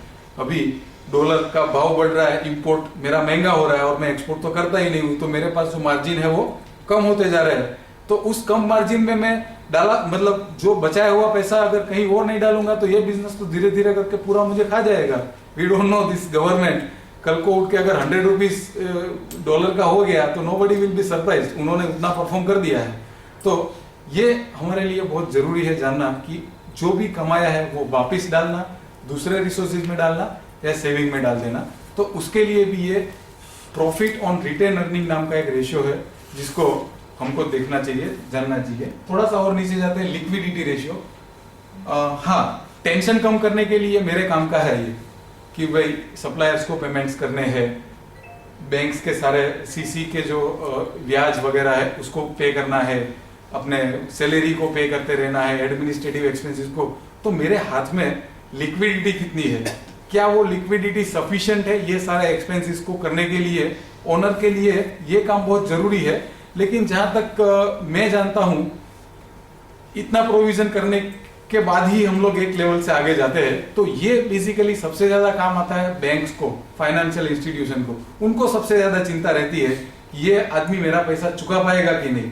इसके लिए कभी भी लोन देने से पहले जब वो हमारा बैलेंस शीट लेके जाते हैं तो खाली इतना ही देखते हैं कि भी इनके पास सफिशिएंट लिक्विडिटी है कि नहीं। बट एज ए ओनर अगर ये एक बार के लिए एस्टैब्लिश हो गया है तो रोज रोज के एनालिसिस में पढ़ने की हमको जरूरत नहीं है। But yes, it is our responsibility, but we can delegate कि भाई एक तरह की जो लिक्विडिटी है वो मेंटेन होती रहे। डेट रेशियो, ये भी again it is a game of a financial institution and banks कि भाई डेट टू इक्विटी रेशियो कितना है, कितना फाइनेंशियल लेवरेज इस कंपनी ने किया है। आज खुद का 10 रुपया डाला है, बैंक का 1000 रुपया लिया है, तो आज दूसरा फाइनेंस करने के लिए this people will always think. तो ये अगेन बहुत सारा मेरे काम का नहीं है, खाली मेरे काम का इसी सेंस में है कि मेरे ग्रोथ के ऑब्जेक्टिव में अगर मैंने कुछ ऐसा स्टेप लिया है स्ट्रेटेजिकली कि मुझे बारी बारी फाइनेंस लेना है, स्टेज वाइज 1 साल में, 2 साल में, 5 साल में एक टर्म लोन का फाइनेंस मुझे उठाना है, तब जाके मुझे इस रेशियो पे एज ए ओनर बराबर फोकस रखना पड़ेगा कि वो एक उस लेवल में रहे कि बैंक के दरवाजे पे मैं जाऊं तो वो मुझे ना नहीं बोले। खाली इतना ही इसका रोल है। But then as a growing company अगर ये हमारे लिए काम का है, then there are about 15 ratios under this category की जो अलग अलग होता है, debt to equity and all, this are the ratios. फिर सबसे ज्यादा इंपॉर्टेंट एज ए ओनर कोई रेशियो होते हैं तो उसका नाम है एसेट मैनेजमेंट रेशियो। उसका पूरा डिटेलिंग नीचे है तो उसमें डिस्कस करेंगे। एक होता है cash flow indicator ratio. Again जैसे मैंने बात की कि भाई जो रोकड़ा आता है उससे ज्यादा इंपॉर्टेंट बात कोई नहीं होती, तो यहाँ पे भी 2-3 अच्छे रेशियो है जिसको एज ए ओनर उतना समझ लिया तो बाकी बहुत सारा रेशियोज भी पढ़ने की जरूरत नहीं है। और एक जिसकी हमने सेशन के शुरुआत में बात की थी कि वैल्यू क्रिएशन, यहाँ पे 1 मिनट लेना चाहूंगा और थोड़ा सा डिबेट करना चाहूंगा। अगर V2E को किसी ने बहुत सेंसिबली समझा है तो हम बोलते हैं कि हमको वैल्यू क्रिएट करना है। 1 रुपए का शेयर 2 रुपए का हो जाए तो भी बहुत है, 5 रुपए के लिए तो बाद में सोचते हैं। तो ये कैसे होता है? कोई भी ऑर्गेनाइजेशन में वैल्यू क्रिएट कैसे होता है? थोड़ा सा अगर समझेंगे नहीं, करना वैल्यू क्रिएट है, और वो समझेंगे नहीं तो करेंगे कैसे? It is as simple as that. तो बहुत ही साहजिक रूप से मैं ऐसा पूछता हूं कि कोई मुझे एक एकदम ऑब्जेक्टिव आंसर दे कि भाई ये करेंगे तो वैल्यू क्रिएशन होगा। प्रॉफिट बढ़ाने से, गुडविल, प्रॉफिट बढ़ाने से होगा, प्रॉफिट बढ़ाने से कोरिलेट कर सकते हैं, पहला एक गुडविल, ये हो सकता है। और क्या क्रिएशन, क्वालिटी स्टैंडर्ड रहेंगे तो गुडविल क्रिएट होगी। बिजनेस ज्यादा करेंगे तो, बिजनेस को एक्सपांड करेंगे तो भी 100% हम लोग शायद वैल्यूएशन कर पाएंगे। रिजर्व्स एंड सरप्लस बढ़ना चाहिए। विरल भाई, how can we do sir देखो, रेशियो एनालिसिस की हम बात करें ना, उसमें से कुछ रेशियोज तो ऐसे होते हैं ना कि generally chart accountants window dressing करते हैं at the end of the year. नहीं sir, I fully go by what you say. मैं वो थोड़ा सा डिसएग्री करूंगा। विंडो ड्रेसिंग में क्या होता है सर कि अगर मान लो आइडियल अगर हम करंट रेशियो की बात करें तो it is declared as 1.33 to 1.75, इन दोनों के बीच में वो वेरी करना चाहिए। हाउएवर अगर क्या करते हैं, शॉर्ट टर्म डेट्स रीपे कर देंगे, ठीक है, तो रेशियो अपने आप बढ़ जाएगा। या तो फिर शॉर्ट टर्म लायबिलिटीज आप ले लोगे तो रेशियो अपने आप, यानी अगर ओवर इन्वेस्टमेंट करके रखा है तो हो जाएगा। बट सर ये सब जो P&L ये सब है ना, ये सब मोह है। नहीं, ये ऐसा नहीं बोलोगे P&L नहीं होना चाहिए, बट डिसीजन हमेशा कैश स्टेटमेंट से ही लेने चाहिए। अगर आप कैश रीच हो तो 100% एग्री, बट कैश के और बुक के बीच में गैप क्या है, अगर वो एज ए ओनर हम लोग नहीं समझ पाएंगे तो चार्टर्ड अकाउंटेंट्स विंडो ड्रेसिंग कर सकते हैं, या तो अपना फाइनेंस मैनेजर विंडो ड्रेसिंग कर सकता है। I have seen owners who has done their something like MSc और IIT and just give some statement to him, MBA finance हो, IIM में जो भी हो, उसके सामने स्टेटमेंट आएगा, 110% 1 मिनट में वो फेंक देगा कि there is something wrong in this and I don't want to tell you, you come and tell me what you have done in this statement. प्रयत्न यहाँ पे ये है कि थोड़ा सा बेसिक को हम लोग समझे, इसके बाद 100% आने वाले सेशन में हम लोग ये भी सोचेंगे कि दोनों के गैप को कैसे समझा जाए, जिसकी वजह से अगर कोई हमारे साथ विंडो ड्रेसिंग करता है तो हम लोग उसको पकड़ सके, या तो एज ए ओनर हम लोग देखे तो कहीं पे अगर थोड़ा सा हमको विंडो ड्रेसिंग करने की जरूरत पड़े। देखो, we are growing business, we always are driven by values, but then एक बार के लिए कहीं ना कहीं हमारे डेटा को हम क्रिएटिवली रखने की Very, लिबर्टी very ले सकते important हैं। because when we want to grow, we will like to combine with other businesses and we must know these things. और अनफॉर्चुनेट क्या है कि आज किसी भी अच्छे ऑर्गेनाइजेशन को एक लेवल के ऊपर स्केल करना है ना, I have seen if it is a technical organisation, Japan से कोलैबोरेशन करना है, जर्मनी से कोलैबोरेशन करना है, I have myself done some of the due diligence, जिसको बोलते हैं कि अगर किसी से शादी करनी होती है तो जैसे कैसा उसके विस्तार में पूछताछ करते हैं कि भाई लड़का कैसा है या लड़की कैसी है, तो इस तरह का वो लोग ड्यू डिलिजेंस करते हैं। They are not belonging to this place, तो वो क्या करते हैं एकदम खतरनाक वाले चार्टर्ड अकाउंटेंट्स को रखते हैं कि भाई जाके जरा देखो अंदर बाहर ऊपर नीचे इस कंपनी में क्या रखा है। तो वो जब ड्यू डिलिजेंस करते हैं ना तो वो अपने हिसाब से कर देते हैं, जबकि तैयारी कैसी होनी चाहिए। अगर आज मुझे पता है कि कल को उठ के जर्मनी या जापान के साथ मुझे कोलैबोरेशन करना पड़ेगा, मेरी टर्म से करूंगा और मेरे लिए मेरी तैयारी ऐसी होगी कि मेरे रुपये का वो 50 रुपया दे। देयर आर एग्जांपल्स, इंडिया में भी है, गुजरात में भी है। तो इसके लिए ये जानना जरूरी है कि भाई ये चलता कैसे है और इसमें फंडामेंटल क्या है, और मार्केट वैल्यू क्रिएट करने के जो ये सारे तरीके जो बताए ना, this are all very very relevant and very very important, but we will go into depth and so देख पाएंगे।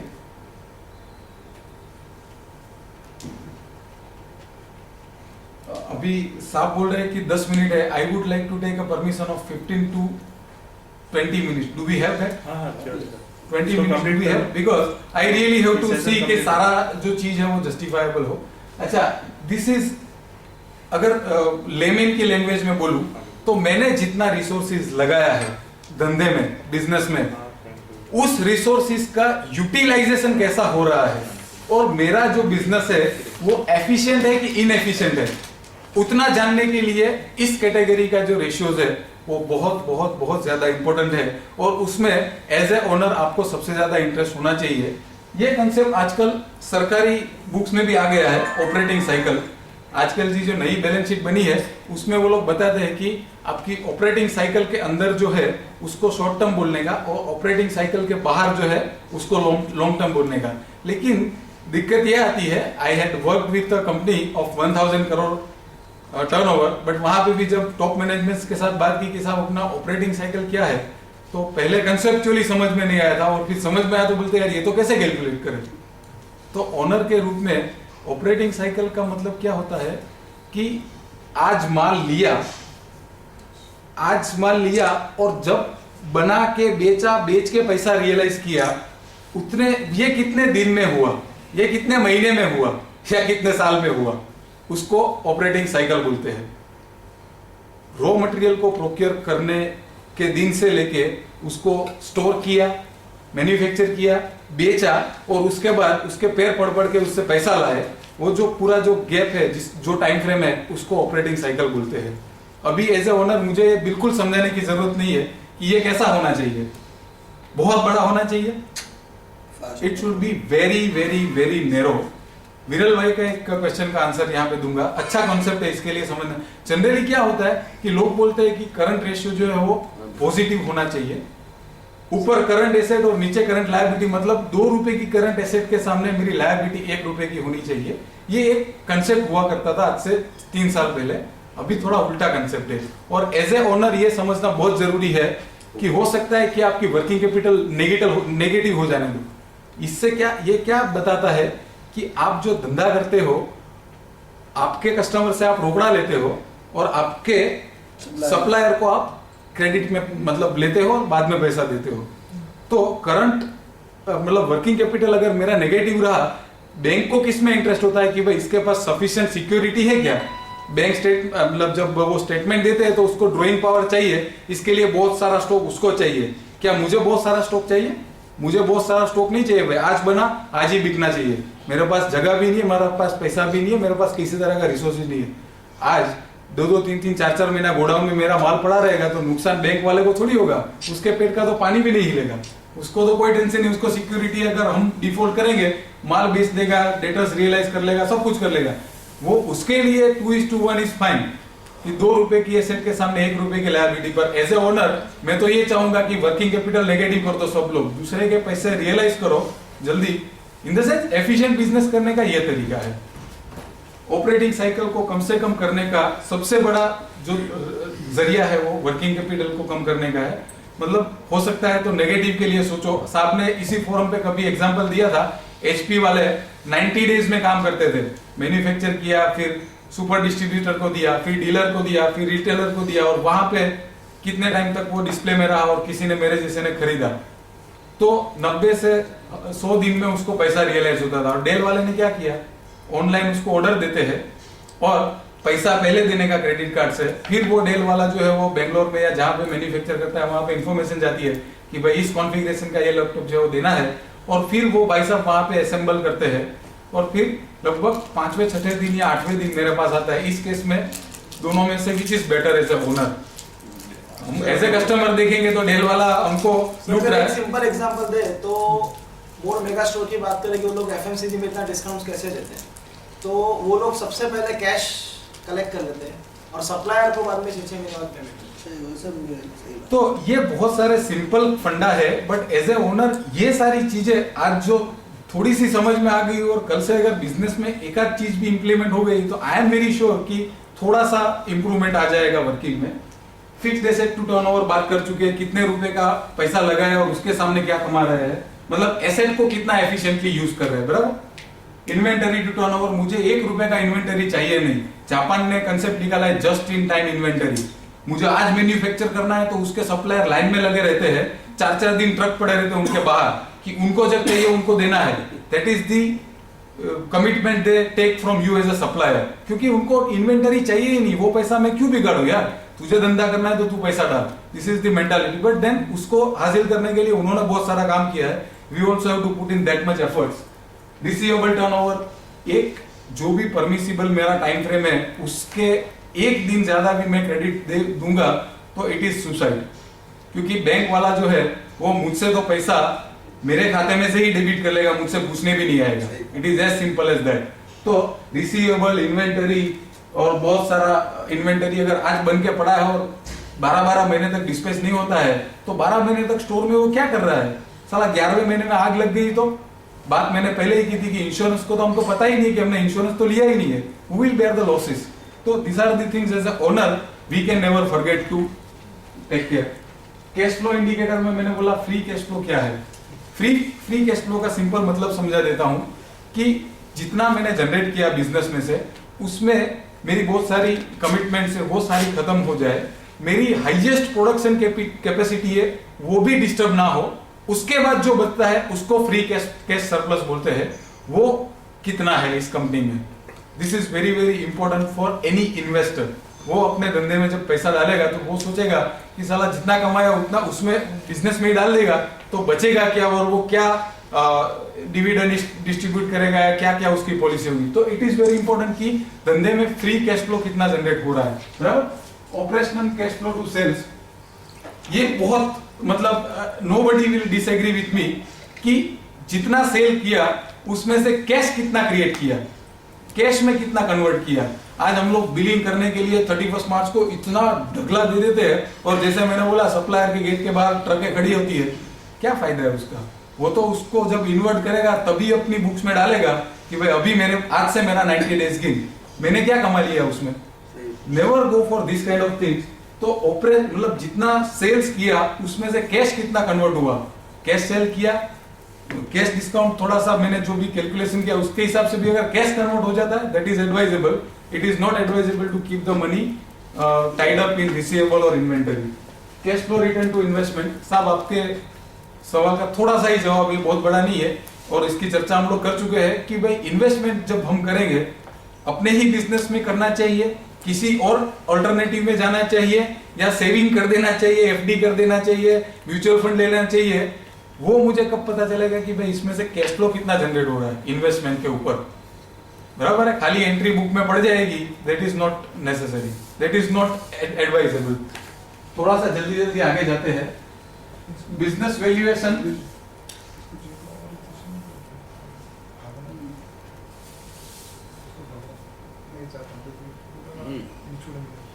ऐसा कर सकते हैं और एक सेशन में करें हम लोग, भगाने का मतलब नहीं है। नहीं मजा नहीं आता है। यस, भगाओ मत, दूसरे नेक्स्ट टाइम दूसरे सेशन में भी फिर भारी बताइए, मार्केट वैल्यू रेशियो बताइए। આ એક કન્સેપ્ટ છે આપણે લઈને જઈએ. એક જ સેકન્ડ ખાલી હું જોઈ લઉં. મારે જે ડ્રાઈવ કરવાનું છે થોડું બાકી છે પણ ઓકે. उसका नेक्स्ट सेशन रखते हैं. Market value ratios. હવે આપણે we have got about 2 to 3 answers and all answers are correct, but we have to understand कि एज ए ओनर साहब जानते हैं कि प्रॉफिट बढ़ाने से मार्केट वैल्यू बढ़ती है, बट एज ए ओनर उनको क्या करना चाहिए ये चीज करने के लिए? उनको खाली इतना करना है कि वैल्यू क्रिएट करने के कुछ टारगेट कंपनी में बनाने हैं. जैसा कि एक सबसे पहला है कि हाईएस्ट कंप्लायंस. एक भी नॉन कंप्लायंस होगा it will devalue your organisation. Compliance में 1% भी किसी की भी गलती भी टॉलरेट नहीं करेंगे. कोई बोले साहब गलती हो गई मेरे से, it is not tolerable. 100% compliance is the first and foremost requirement of highest valuation. आप किसी अच्छी बड़ी कंपनी जिसके शेयर ऐसे रुपए के लाख रुपए वाले होंगे, उसका टैक्स ऑडिट रिपोर्ट देखना, एक कमेंट नहीं मिलेगी ऑडिटर की कि ये लेट हो गया, ये हो गया, इसमें ये काटना भूल गए. इतना सिस्टमेटिक इस कंप्लायंस को वो लोग करते हैं कि इसमें अगर किसी की गलती भी होती है तो उस गलती को इवन हाईएस्ट लेवल पे भी वो लोग एंटरटेन नहीं करते हैं. It is not at all acceptable, zero tolerance. तो compliance is the one thing. दूसरा जो अर्निंग की और वैल्यूएशन की कनेक्टिविटी दो तरह से है. आज मैंने बोला बालाजी वेफर्स जो है उनका वैल्यूएशन निकला 3500 करोड़ रुपया, जबकि वो साल का टर्नओवर कहीं 800-900 करोड़ का करता है. तो ये कैसे मुमकिन है? 800-900 करोड़ का टर्नओवर और एफएमसीजी प्रोडक्ट. कोई है एफएमसीजी वाला है इधर? FMCG nobody. क्या मार्जिन होता होगा? 10% से ऊपर होना मुश्किल से मुश्किल है. समझो 800 करोड़ में 80 करोड़ बंदा कमाता है और 100% खाली कुछ ऑटोमेटिक मशीन्स उन्होंने इंपोर्ट की है, तो टेंजिबल एसेट्स भी बहुत सारी नहीं है उनके पास, कहीं 100-200 करोड़ से. उनको सिर्फ 200 करोड़ रुपया चाहिए, वो उनकी जेब में नहीं है. इसी के लिए उन्होंने ये वैल्यूएशन किया. एग्जाम्पल के साथ इसके लिए बता रहा हूं कि इससे एकदम आराम से कोरिलेट कर पाएंगे. उसके पास 200 करोड़ रुपया नहीं है, इसके लिए उसने वैल्यूएशन करवाया है कि अगर मैं मेरे थोड़े से शेयर किसी को बेचूं, कितने शेयर बेचूं तो मुझे 200 करोड़ मिल जाए. ये बेस था और इसके हिसाब से वर्ल्ड की number 1 company Ernst and young उसने इसका वैल्यूएशन किया और बोला कि भाई आज आप इस प्रीमाइसिस से पहने कपड़े में निकल जाओ, 3500 करोड़ रुपया आपको मिल सकता है. तो भी ये कैसे होता है? There are 3 methods. Business valuation के 3 अलग अलग तरीके होते हैं. एक ऐसा होता है कि आपके पास जितनी एसेट है उसकी जो वैल्यूज है उसमें से आपके जो देवा है, जो लायबिलिटी है, उतना बात कर दो. जो नेट बचेगा वो कोई बोलेगा कि कितना 50 लाख बचा, चल लिख देता हूं चेक. ऐसे जो बिक जाते हैं वो बिजनेस जो होते हैं वो कोई अच्छे बिजनेस नहीं होते हैं. ऐसे बिकने वाले बिजनेस में लगभग एक ही कैटेगरी होती है, सिक यूनिट्स, सिक इंडस्ट्रीज, कि जो कहीं ना कहीं लिक्विडेशन में गए हैं या इंसॉल्वेंसी में गए हैं. तो क्या होता है, और उसमें तो एक और थोड़ा थपाट पड़ता है. मैं बोलता हूं कि यार ये मेरे मशीन की बुक वैल्यू 1 करोड़ रुपया है, वो साला मार्केट में हराजी करेगा, कोई बोलेगा साहब 30 लाख आएगा इसका, तो उसमें कितना मिलेगा? कोई भी अगर खरीदेगा तो खाली 30 लाख. मेरे बुक में 1 करोड़ है फिर भी वो 30 लाख देगा. ये ऐसा बिजनेस खाली उसी का होता है जो बिजनेस एफिशिएंट नहीं होता है, जिसमें कोई एनर्जी नहीं होती, जिसका कोई फ्यूचर नहीं होता और वो बंद. और कहीं रनिंग बिजनेस अगर इस तरह का चलता है तो मान लो कि उसने जिंदगी में वैल्यू क्रिएशन वाली एक भी एक्टिविटी नहीं की, इसीलिए उसके एसेट की जितनी बुक वैल्यू है उतना किसी ने भी उसको दे दिया. तो ये वाला इक्वेशन किसी भी आरजीपी फैमिली में जिंदगी में कभी भी नहीं होगा. This is really a point to be taken. तो ऐसा क्या होता है कि जिससे अपनी नेट एसेट से ज्यादा कोई रुपया हमको दे? तो उसमें 2 मेथड है.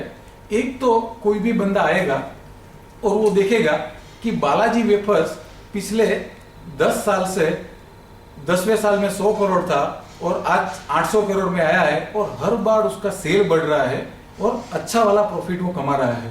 तो वो क्या करेगा, अगर पेप्सी है या समझो ब्रिटानिया है या पार्ले है, वो अगर बालाजी का स्टेक खरीदते हैं तो वो कैसे सोचेंगे कि भाई पिछले 10 साल से एक रेंज का ये लोग अर्निंग कर रहे हैं, तो इस रेंज का अर्निंग कम से कम इस अर्निंग को मैं कैपिटलाइज करूंगा, तो अभी तक वो कर रहे हैं तो मैं भी वो करूंगा. तो पिछले 5 साल के प्रॉफिट का साहब के जवाब का कोरिलेशन ये है कि 5, 7, 10 साल के प्रॉफिट को वो लोग एवरेज आउट करते हैं और उसको एक रेट से अप्लाई करते हैं कि भाई 10% कैपिटलाइजेशन रेट, उसका बहुत सारा साइंस है, बट समझो मान 10% उन्होंने अप्लाई किया, तब जाके ऐसी इक्वेशन बनती है कि 500, 600, 700 करोड़ का टर्नओवर और 5000 करोड़ का वैल्यूएशन। क्योंकि लेने वाले को ये लगता है कि अगर 10 साल से ये कंपनी पैसा कमा रही है तो मैं आने के बाद और 10 साल, 20 साल, 25 साल में पैसा इस तरह से ही कमाऊंगा, तो ये बेस लेके वो लोग वैल्यूएशन करते हैं। इसके लिए प्रॉफिटेबिलिटी बहुत ज्यादा इंपॉर्टेंट है। मेरी जेब में कितना आ गया उतना अगर समझ में आ गया, उतना ही खाली लेके चले गए, तो 5 साल के बाद अगर अपना 10% शेयर किसी को बेचने जाएंगे तो कुछ उसमें वैल्यूएशन क्रिएट नहीं होगा। तो हमको ये प्रॉफिटेबिलिटी को परसेंटेज में और हर तरह के जितने भी मापदंड से वो लोग मापते हैं, अगर इन्वेस्टमेंट करना चाहते हैं तो वो लोग क्या बोलेंगे कि इक्विटी शेयर के सामने कितना कमाते हो, 12% कमाते हो, 10% कमाते हो। तो ये जितने पैरामीटर है जो वो लोग आके अप्लाई करेंगे, उससे आज मुझे फोकस समझ के आज ही उसको मुझे अपने प्लानिंग में और रिव्यू में ले लेना है। उसी तरह से मुझे एनालिसिस करना है कि भाई हर बार मेरा प्रॉफिट का परसेंटेज वो बढ़ रहा है तो उसके वैल्यूएशन में वो क्या करेगा, उस बढ़ोतरी को कंसीडर करेगा। और एक दूसरा तरीका ऐसा है कि कुछ एनालिसिस्ट ऐसे होते हैं कि ये पास्ट परफॉर्मेंस को ज्यादा बिलीव नहीं करते। वो लोग क्या बोलते हैं कि आज की तारीख में उनका जो बिजनेस नेटवर्क है, उनका जो कस्टमर लॉयल्टी है, उनके जो डिस्ट्रीब्यूशन है, उनकी जो टेक्नोलॉजीज है, उनका स्टाफ है, ये सब कुछ देखते हुए वो लोग बोलते हैं कि भाई ये प्रॉफिटेबिलिटी अगले कितने साल तक बरकरार रह सकती है, जिसको बोलते हैं capitalisation of future earning. Technical नाम याद नहीं रहे तो कोई जरूरत नहीं, पर कंसेप्ट समझना जरूरी है कि आज जो कमा रहे हैं अगले 5 साल तक, 10 साल तक, 15 साल तक, 20 साल तक, अभी ये साल जितने बढ़ जाएंगे ना सीधा मल्टीप्लाई होगा। इस तरह से वैल्यूएशन का गेम है। तो ये कंसेप्ट मुझे लगता है कि एवरीबॉडी शुड अंडरस्टैंड कि आज जब हम प्रॉफिट देखते हैं तो लास्ट टाइम लाख रुपया कमाया था, इस टाइम 1.5 लाख रुपया कमा लिया, सफिशिएंट है ऐसा नहीं देखने का। लास्ट टाइम आपने 2 करोड़ का टर्नओवर किया था, आज इस टाइम 5 करोड़ का किया है, परसेंटेज में you are coming down, your margins are shrinking. आपको देखना पड़ेगा कि आपके रिसोर्सेज किस तरह से यूटिलाइज हो रहे हैं, क्या आप सारी स्ट्रेटेजीज को सही तरह से इस्तेमाल करते हैं कि नहीं। तो यहाँ से ये देखने के तरीके को सीखने के बाद मुझे ये मिलेगा कि भाई एज ए बिजनेस ओनर अगले 5 साल का, हम लोग V2E में देखते हैं कि 5 साल का प्लानिंग कितना एग्जॉस्टिव होना चाहिए। यहाँ से अगर ये मैसेज मिलता है तो लीजिए कि 5 साल में कौन सा रेशियो मुझे कहाँ तक लेके जाना है, वैसा अगर मेरा बजटिंग है, ऐसा प्लानिंग है, ऐसी बैलेंस शीट, ऐसे कैश फ्लो, ऐसे प्रॉफिट एंड लॉस स्टेटमेंट होंगे, तो मैं कॉन्फिडेंस के साथ किसी को भी बोल पाऊंगा कि 5 साल के बाद मेरी कंपनी के लिए तू आएगा तो मेरा 1 रुपए का शेयर जो है तुझे 2000 में मिलेगा, 5000 में मिलेगा। ये एक कॉन्शियस गेम है जो आज समझ गए और आज शुरू किया तो इसको कोई नहीं रोक सकता।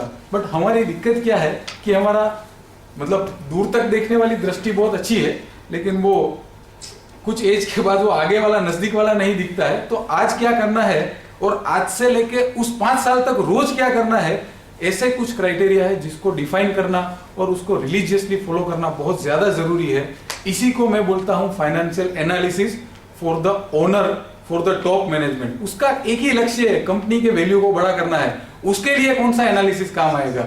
आई think we are almost halfway, but again 1 और घंटा चाहिए। बट आई बिलीव कि if you can give me one more chance about 1.5 hour, I would certainly be very, very happy to share the rest of the session.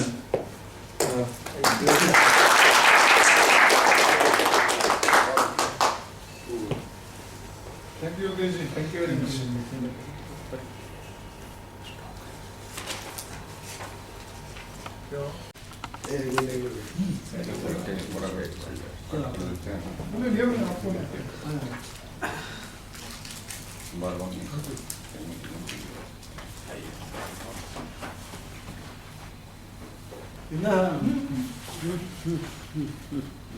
बस अभी इधर आना।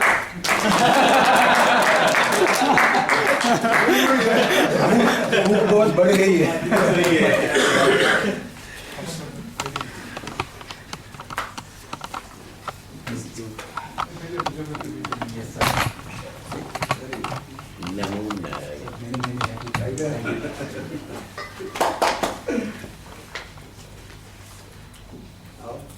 योगेश जी ने बिना बोले अगर इंश्योरेंस को कवर किया है तो बोलता तो और अच्छा होता। The forum is yours. Thank you. So it's very critical, and I would say that we have covered each and every type of insurance. Now we are going to cover the product liability insurance for our export products.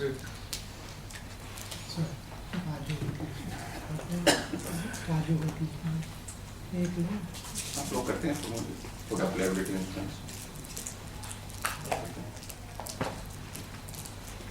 कितना में free हो?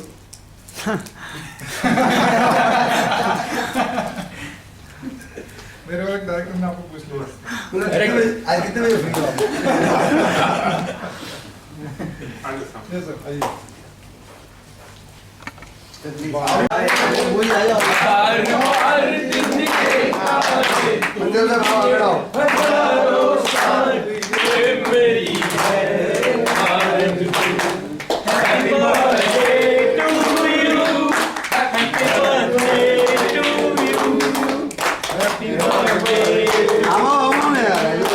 दीपेन भाई आप cover कर लो ना रोज ही उसका भाई cover करो ना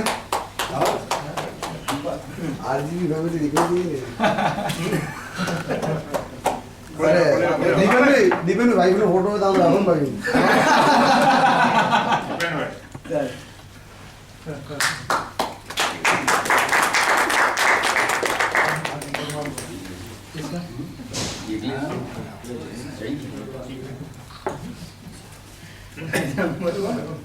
કેક જૈન કેક છે ભૈયા એટલે અમે મેં પૂછી લીધું જૈન જ મંગાઈએ છે આપણા તો समझ પરવા છે ને લઈ જાય એવું નહીં 100% ટ્રેન્ડિંગ ऐसा नहीं खिलाओ બોલે इधर इधर सुशील तो भी बोल रहे હા બોલે જૈન જઈતી સાથે બનિયા કરીએ સુશીલજીએ કે ઓર્ડર આપો તો ત્યાં મળે તે આઉટલેટ તો નહીં श्रावण महीना क्या लोग એમ એટલે સ્પેશિયલ ઓર્ડર આપો સ્પેશિયલ ઓર્ડર આપો ત્યાં બધી એગ્રેશન ઓર્ડર આપો તો ઓર્ડર આપો તો એક વાલી મળે. બાકી તમે ત્યાં લઈ જાઓ ને In this boat company, we are providing services like travel and visa related services, like international and domestic air ticket, international and domestic holiday packages, worldwide hotel booking, passport and visa assistance. Also, we are doing study abroad and immigration services. Thank you. Good morning. Myself C.M. Patel. I am representing World Scientific और ये साहब के under में काम करता हूँ. I am looking after accounts and finance. Great happiness morning. Good morning. Myself Viral Jadhav representing Infosoft. Our core business is IT training. Apart from that, we provide on-site and off-site training programs, including IT audit and IT consultancy. Thank you. I think Virat जी के बारे में कहना चाहूँगा इस RCB के Bill Gates हैं Certainly. और दुनिया भर के हो जाएंगे. દુનિયા ભર કે હોય છે Hello, good morning to all of you. Myself Khambu Ekta and I have recently joined Infosoft Group and I am working as a relationship manager over there. Welcome to RCB company Good morning, friends. Myself Sarjan Jefani. Sarjan Rice and Pulse Mill. We are manufacturing tuar dal and rice.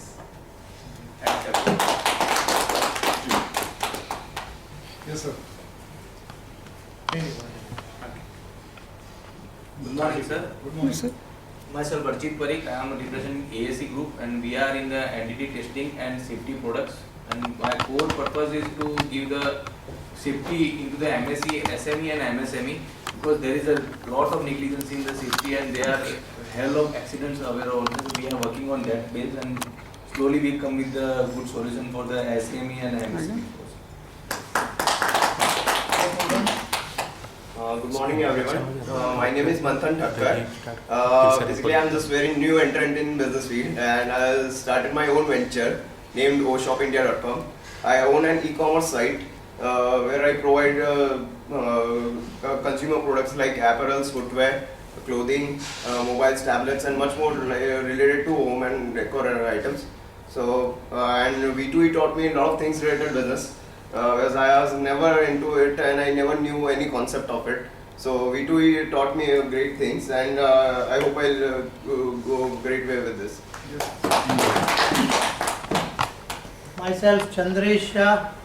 We manufacture and export pickles and chutneys. In India, we sell in Pasan brand. We have won 2 national awards, and rest will come from my colleague. So, Yes, Vatsal bhai. Good morning. Good morning. Vatsal Shah from Madhav Agro Foods. We manufacture pickles, cooking paste, chutneys and sauces. Ours is first ISO company in India to get HACCP and ISO accreditation. My father has won 2 national awards in year 2002 and in year 2009. Our punchline is सबसे अच्छा, सबसे महंगा and सबसे ताज़ा. And our brand name in India is Pasan. क्या बात है। सबसे अच्छा सबसे महंगा. Good morning, I am Sujal Shah representing Sujal Advertisers Private Limited and Spark Inframark Private Limited. Sujal Advertisers Private Limited में हम लोग एडवर्टाइजिंग का बिजनेस करते हैं. बड़ोड़ा के अंदर जो भी होर्डिंग्स हैं वो सब हमारा है. ओके, आप लोगों की कोई भी प्रोडक्ट को प्रमोट करना है XYZ और लीडिंग जितने भी बड़ोड़ा के jewellers, builders, FMCG products, multinational company, वो सब हमारे क्लाइंट्स हैं. स्पार्क इंफ्रामार्क प्राइवेट लिमिटेड में हम लोग बल्क बुकिंग का डील करते हैं. किसी के 100 फ्लैट, किसी के 50 फ्लैट, उसके बल्क बुकिंग के राइट्स हम लोग लेते हैं. So, Let me introduce. I'm Yogesh Lakhani. I represent Growth with Happiness organization. Our organization does only 2 things. One is always striving for the growth of entrepreneurs and always taking care of the happiness of everybody connected with our organization and everybody connected to organization which are connected to us. Great happiness morning to all. Nikhil bhai, introduction. Tomorrow introduction.